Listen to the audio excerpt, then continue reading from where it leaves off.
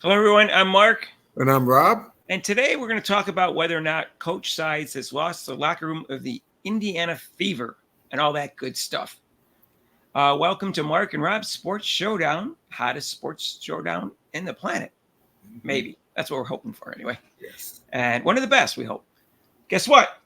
Subscribers. We still need more subscribers. If you can, hit that notification bell when you do, so you get notified of our next videos. Rob, you were a coach. Did you ever felt like you lost the locker room when you coached? No, actually, I'm not trying to brag or anything, Mm-hmm. but I think the way I coached most of my players were right with me, along with what I was going with the program, and because of that, most of the time we won championships and we won a lot of games. All Only right. had one, only so, but you can tell if you when you start talking to the players and they just kind of tune you out. And these are younger players. Yeah. And with size, these players are young, but they still have sense and they know about basketball. Right. That's the whole thing. These are professional basketball players that are not seventh graders or anything like that. So Right. they can get a feel for when a coach is incompetent. And you've seen it in all sports. Like we follow basketball and football closer than on the other sports, but you can see it several times where all of a sudden it looks like the players aren't playing their hardest anymore, and the coach you can just count down the days when the coach is going to be fired. And uh, you saw at the end of the game, Caitlin Clark, they had the play, and like it wasn't just Caitlin Clark. You saw the look on Samuelson. Temmie was like right behind them, and you should see the look on her face. Like she could Right. say, "This makes no sense."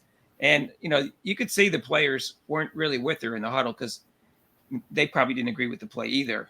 Yeah, I saw Clark just walk away. It's like say like okay, whatever, you know, You know, whatever. I heard it And was part of it was she thought they could take a regular shot, and it was less than point 0.3 at that point. It was point 0.2. You can't. You can only do a toss. You can only toss it in for a tip in. So like she didn't even know that. I think that's what I heard. I'm not 100% sure. but But still, there was another huddle too where they just didn't look like they were with her either. yeah, but still, I mean, like I said before, why is Clark taking the ball out of bounds? I mean, I like I said, I noticed that right away. I was yelling at the TV. I'm like, why do you have Clark taking the ball out of bounds? Not near What are the you end of the doing? game. She shouldn't. She should always be No, involved in no, a she's play. going to shoot. She should shoot the ball. You were what kind of play would you run for Clark on that situation? Like I said, this at least a screen to get her open, you know, All right. and then this they could lob it up there. She's tall. They could have lobbed up there. Smith couldn't even catch the ball. It's like, come on, at least give somebody who can catch the ball. Well, they can't catch the ball anyways when Clark passes it. I don't Yeah, know, especially yeah, Mitchell. that's true. It doesn't matter when Clark Patch seems like it's hot potato. But I have a feeling like the not Mitchell and Wheeler, but I have a feeling the other players also aren't happy with Mitchell and Wheeler, and they could tell as players, other than those two, that something's wrong when Wheeler comes in the offense compared to when Clark runs it, because Clark runs it beautifully. And they also can tell that Mitchell's not passing the ball.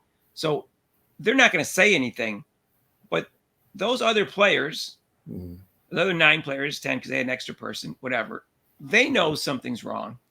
And so that's going to make them not have confidence in the coach Yeah, when the coach is doing things that are so obviously wrong. And they can see how she's treating Caitlin Clark, how she's got Caitlin Clark all confused whether she's supposed to shoot or not. Now she's supposed to shoot. We'll cover that in another video. Now she's supposed to shoot, supposedly now. She has a green right, light. But right. that's not what she's been telling her. She's been telling pass the ball, pass the ball. I want everybody to score 10 points. Balanced offense. I saw the Bulls win 6 championships, and I don't remember them being 10 points each. I don't remember it being a balanced offense. It was some guy who was kind of scoring a lot. So, but I think that's the start of the end for her because that really looks like she's losing the locker room. And I don't think they were happy with her before because she's always putting them underneath the bus. So right there is tells you that the locker room doesn't like her, or the Right. players. A lot of the players don't like When her. she's not owning up to what her mistakes and saying after a game, like most coaches, like I do, I used to go home and be like, oh, I should have maybe done that play or I should have did this. She doesn't even come out and say that. She just starts stating like about the team and not the offense when we were setting good screens. We weren't Right. doing we were playing good defense. And whose fault is that? And Rob, most of these players played for like good colleges where they had good coaches like Gino at UConn and Don Staley at South Carolina. and they know really good coaching, so they know their coach is clueless. So Yeah, I'm exactly. sure of it at this point. So I think she's lost the locker room, and I hope that's the end of her for that reason. But I don't think it's going to happen until at least the Olympics And break. it's hard when that's and unfortunately, Mark, it's hard to play for a coach like that when you as a player realize like this coach doesn't know what the hell they're doing. So it's almost like you're playing for yourself. You got to go like, okay, I guess we just got to play for ourselves and stuff like that, and try to do our thing. It would take away my concentration and my Mm. enthusiasm both. Yes. And so that would be, and I'd be confused too, because I'm like, my instincts would be telling me to play one way, and she's telling me to play another, and that would make me. That's what's happened to Clark, and that would make me hesitant, which of course throws your whole game off because it's too fast paced a game. So that right there must be a problem for each of the players. Maybe that's why the players aren't playing to their potential, at least some of them. Right.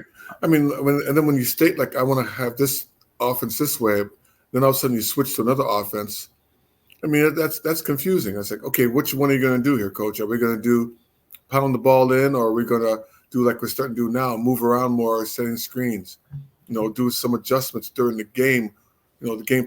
Everybody has like, I used to have like you have a game plan, but then if the other team starts doing something and you have to change the way you're coaching in the midstream, like, okay, that's not working. Let's try this, and that's okay. Well, Rob, if you're a player and you see the playing time is disproportionate to a person's ability, you're going to be upset. Not just the ones that aren't getting playing time in general, but just even ones kind of in the middle. Like Wallace is playing way too many minutes, and even because their defense is so bad lately, Smith, but obviously Wheeler, like I said, 5 minutes a game is all she deserves. That's all she. I don't care how much she's getting paid. When Clark has a break, that's it. So people can see that those players aren't good enough for the number of minutes they play, and they can see players aren't given a chance, such as we've talked about Celeste Taylor, who got waived now. They've never given Berger a chance. Those players aren't given a chance to prove themselves. Hall is playing fewer minutes than she did last year, even though they have a team that's last in defense, and she plays pretty good defense. Right. She hustles and has lanky arms.